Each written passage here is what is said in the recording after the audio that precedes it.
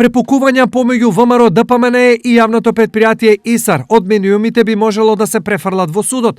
Директорот на најголемото јавно претпријатие на опозицијската ВМРО и порача да се прибере и да престане со клевети или во спротивно ќе се соочи со тужба.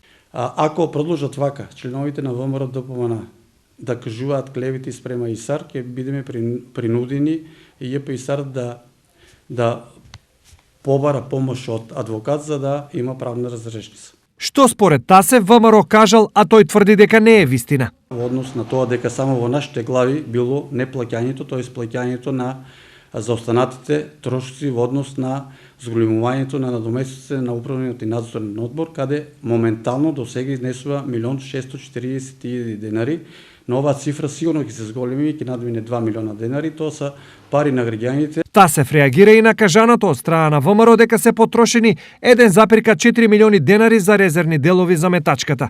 Според него, деловите за неа предпријатието го чинеле 50.000 денари.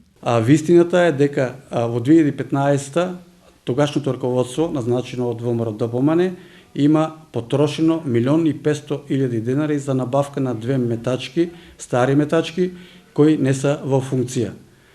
Тие метачки само служат како старо железо во ЈП ИСАР. Според раководството на ИСАР, наместо креативна критика, ВМРО применувал креативна политизација.